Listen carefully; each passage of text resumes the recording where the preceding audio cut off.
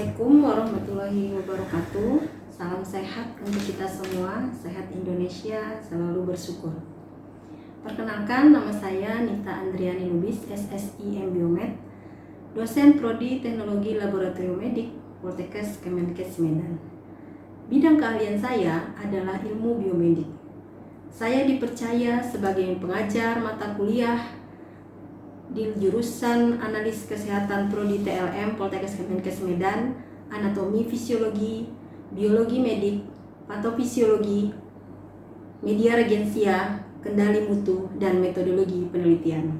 Pada hari ini, saya akan menjelaskan metode pembelajaran saya dengan teknik Delivery, Interaction, and Assessment.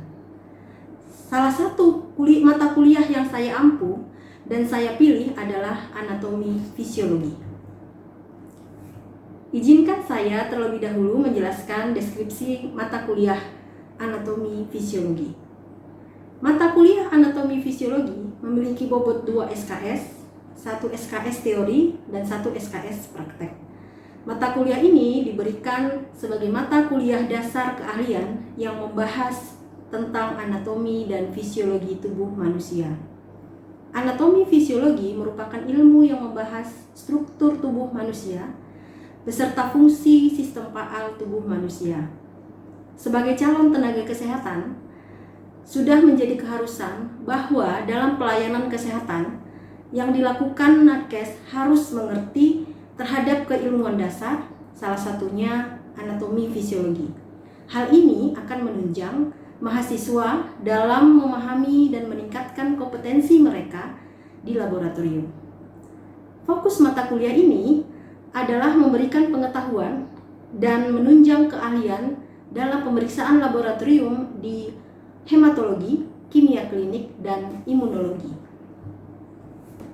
Adapun capaian pembelajaran yang diharapkan, yang pertama, mahasiswa mengetahui, memahami, dan mampu menjelaskan struktur dan komponen anatomi tubuh manusia. Yang kedua, mahasiswa memahami dan mampu mengimplementasikan teori fungsi-fungsi dari sistem faal tubuh manusia. Dan yang terakhir, mahasiswa mampu mengimplementasikan teori anatomi dan fisiologi tubuh manusia dalam menunjang pemeriksaan laboratorium. Agar mahasiswa mampu mencapai hal tersebut, berikut ini adalah topik-topik yang akan dibahas. Di antaranya, sistem kardiovaskuler, sistem peredaran darah, tekanan darah dan faktor yang mempengaruhinya, sistem respiratori, mekanisme pernafasan dan kapasitas vital paru-paru, sistem digestif, anatomi dan sekresi pankreas, anatomi dan struktur sel hepar dan kandung empedu, sistem urogenital, digesti dan absorpsi karbohidrat, lemak, dan protein, anatomi dan struktur ginjal, fungsi ginjal, dan sistem endokrin. Adapun teknik pembelajaran saya adalah dengan menggunakan metode Delivery, Interaction, and Assessment. Delivery diantaranya menyampaikan perkuliahan melalui penjelasan PPT dengan metode ceramah, penyampaian textbook, dan juga praktek di laboratorium.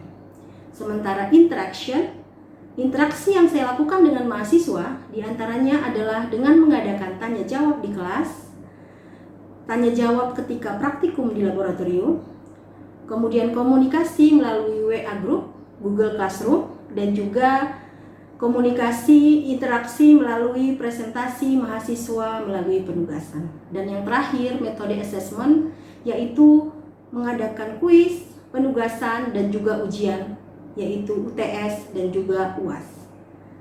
Di awal perkuliahan, saya akan menyampaikan dan menjelaskan RPS ataupun kontrak perkuliahan dengan mahasiswa yang memuat penilaian yang akan saya terapkan di mata kuliah saya, sehingga mereka bisa mempersiapkan diri ketika mengikuti kuliah. Topik-topik yang akan dipelajari selama perkuliahan juga diberikan di RPS tersebut. Selanjutnya, saya akan menunjukkan video pembelajaran teori dan praktek dengan topik sistem pernapasan. Berikut videonya.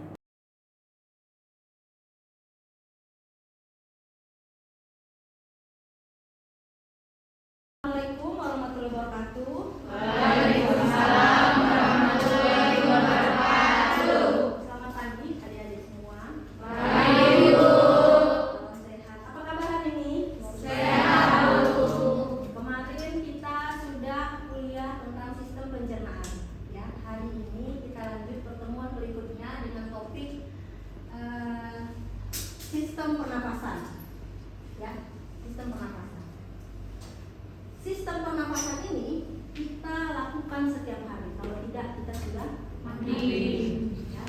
Ini adalah cara kita bagaimana menukar oksigen yang diperlukan tubuh dan mengeluarkan CO2. Dan kita sebagai tenaga kesehatan wajib memiliki kemampuan pengetahuan tentang anatomi fisiologi tubuh manusia. Ini adalah kemampuan dasar yang diwajibkan untuk kita, karena ini berpengaruh atau ada hubungannya dengan mata kuliah yang lain. ATLM, bagian kita sendiri, ahli teknologi laboratorium medis, kita garda terdepan pada pemeriksaan laboratorium, pengambilan sampel, melakukan uji, membaca hasil, baru dikonsultasikan ke dokter. Jadi kita garda terdepannya. Ya, ini kita lihat mulai dari rongga hidung, rongga mulut, secara tidak langsung ada juga masuk udara. Tetapi ingat, kalau rongga hidung dengan rongga mulut bedanya adalah ada yang namanya nasal vestibule tulisannya. Ya, di rongga hidung ini ada rambut-rambut yang bisa menyaring, ya, memfilter udara yang masuk. Kemudian ada karena ada di situ pembuluh darah, bisa menghangatkan udara itu, berputar-putar di situ sehingga udaranya akan hangat dan dikasih mukus. Mukus itu seperti lendir cairan sehingga udara itu akan lembab. Jadi di hidung ini sudah dipastikan udaranya lembab, udaranya hangat, baru bisa masuk ke dalam. Ya. Oke, setelah itu lanjut ke paru, pangkal tenggorokan, kemudian lari di sini. Di sini di lari ini nanti akan ada namanya epiglotis. Epiglotis yang bertugas untuk menjaga supaya makanan tidak masuk ke sistem pernapasan. Jadi di sini kan makanan sama pernapasan itu sebelah-sebelahan, ya. Jadi supaya tidak masuk makanan masuk ke sistem pernapasan, kalau masuk berbahaya, ya. Jadi ada namanya epiglotis yang bisa membuka menutup. Ketika makanan masuk dia menutup. Ketika udara yang masuk dia membuka. Ya, nanti kita lihat ke dalam. Kemudian ini ada trakea, batang trakea di sini. Kemudian ini adalah paru-paru. Di paru-paru ini nanti trakea akan bercabang menjadi bronkus, kemudian bronchiolus. Dan di sini ada alveolus. Alveolus ini nanti strukturnya seperti kantong. Disitulah terjadi pertukaran O2 dan CO2. Baik, tujuan kita belajar ini adalah mahasiswa mampu menjelaskan struktur anatomi sistem pernapasan manusia. Ketika ada kasus di lapangan kalian jumpai, kalian mampu sistem apa yang dia serang. Contoh sistem pernapasan, organ mana yang dia serang. Jadi kalian mampu menjelaskan organ-organ yang ada di situ.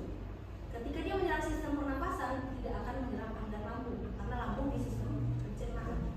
Jadi kalian mampu membedakan anatomi organ-organ struktur sistem pernapasan tersebut.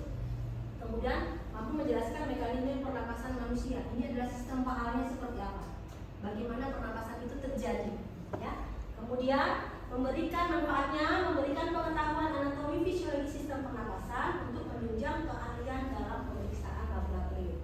Oke, struktur ini dia, ya, struktur pernapasan. Jadi ini ada sistem pernapasan atas, ya, mulai dari hidung sampai ke apa tadi ini? Lari, ya. Sementara mulai dari trakea sampai ke alveolus itu sistem pernapasan bawah. Ini adalah otot diafragma, ini membantu pernapasan juga. Makanya dia disebutkan di sini diafragma. Ini saluran pencernaan, saluran pernapasan bawah. Ada trakea yang seperti cincin-cincin ini. Ini namanya karina, percabangannya ini masuk ke lobus superior sama inferior. Sini superior dan inferior, hanya dua lobus saja. Ini fisiologi pernapasan, ya. Ini pernapasan paru, ini pernapasan sel, ya. Nah, jadi ada dua.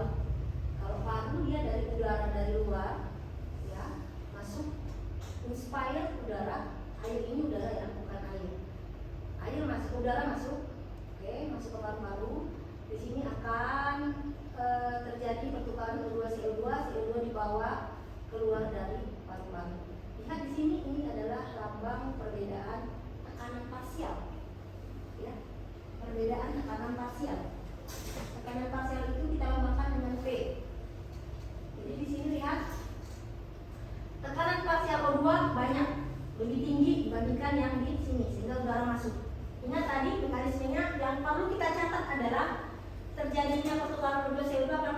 perbedaan tekanan parsial. Yang kedua adalah difusi. Akibat dari tekanan parsial ini terjadi difusi. Difusi itu ingat perpindahan dari konsentrasi tinggi ke konsentrasi rendah. Jadi tekanan parsial tinggi ke tekanan parsial rendah. Jadi di sini ketika udara masuk, di sini di udara tekanan parsialnya tinggi. Merah ini kan lebih tinggi dari sini kan, sehingga dia masuk ke dalam. Ini sebaliknya, ini lebih rendah. Ini lebih tinggi di sini, masuk ke sini baru keluar. Paham? Oke. Ini pernapasan sel. Ya, pernapasan sel ini dari sini, dari paru-paru masuk kemari. Oke, sekarang di sel siapa yang melakukan metabolisme? Silakan, Adik. Mitokondria. Ya, nah, ini mitokondria. Mitokondria menghasilkan energi yang namanya apa ya? ATP. Nih, adenin trifosfat. Ya. Ada pertanyaan sebelum kita ke kesimpulan? Sudah paham belum? Sudah paham belum yang saya jelaskan? Jadi tadi saya sudah menjelaskan sistem pernapasan, anatominya. Anatomi itu berarti ilmu tentang strukturnya. Setelah itu fisiologinya. Fisiologinya itu menjelaskan tentang sistem faalnya. Bagaimana fungsi berjalan, bagaimana pernapasan terjadi. Ya, ya silakan. Kenapa irama nafas bayi sama irama nafas kita yang udah dewasa itu? Iya, bagus pertanyaannya ya. Jadi irama nafas ini pada bayi dan orang besar bisa berbeda. Yang pertama karena dia belum sempurna organnya, masih dalam proses pengembangan. Ya, yang pertama yang ada pada bayi itu, yang pertama itu sistem saraf dulu yang dibuat ya ketika bayi dalam kandungan. Nah, sistem lain menyusul. Jadi yang pertama yang bebannya adalah yang pertama belum sempurna organ tadi. Jadi masih prosesnya masih berkembang ya. Jadi dia masih kecil. Ibarat kita makan, misalnya lambungnya masih kecil. Jadi perlu masih sebesar telur. Jadi kita makannya sedikit. Sama juga nafas. Karena paru-parunya masih kecil, kebutuhan oksigennya akan berbeda dengan yang sudah dewasa seperti itu. Nah, pengatur ini, nervus vagus dan medula ini, itu akan menyesuaikan dengan oksigen tadi. Irama biasanya ada irama itu karena ada gesekan, ya, ada gesekan dari gas-gas ini, oksigen dan CO2. Ya, makanya itu akan berbeda karena perbedaan struktur organ dari bayi dan dewasa itu masih sangat jauh. Ya, seperti itu. Kecuali ada gangguan. Kalau ada gangguan, misalnya asma, kita kenal dengan suara bunyi kan, itu kan, itu kan. Ada di sini yang asma? Ada ya. Itu biasanya tidak bisa diobati, cuman bisa supaya tidak kumat, dijauhi pemicunya. Ada pemicunya asma itu karena debu. Kalau debu, seringlah pakai masker, jangan sering terpapar debu. Kalau udara dingin, jangan pasang AC. Ada pemicunya asma. Jadi ini adalah gangguan pada pembuluh yang ada di saluran nafas ini. Ya. Ada lagi? Kesimpulan hari ini bahwa pernapasan merupakan pertukaran oksigen dan CO2 antara sel-sel tubuh dengan lingkungan. Oke, yang pertama, sepakat ya?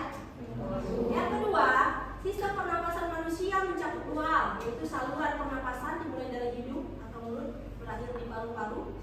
Kemudian mekanisme pernapasan itu meliputi ventilasi paru-paru, respirasi eksternal, dan respirasi internal.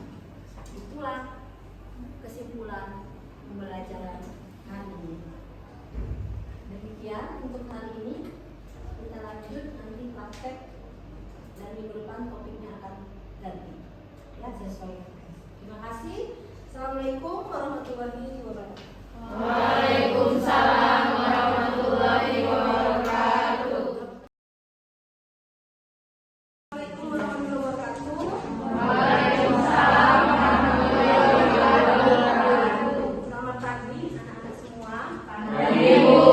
Apa kabar hari ini? Sehat, Bu. Alhamdulillah. Salam sehat untuk kita semua ya. Hari ini kita lanjut mata kuliah praktek anatomi fisiologi. Topik kemarin belajar tentang sistem pernapasan. Ya, sistem pernapasan itu ada di rongga dada ini, mulai dari sini sampai ke sini. Jadi ada sistem pernapasan atas, ada sistem pernapasan bawah. Oke, untuk anatomi yang kita jelaskan kemarin itu mulai dari hidung, paring, laring, kemudian trakea, masuk ke wilayah paru-paru.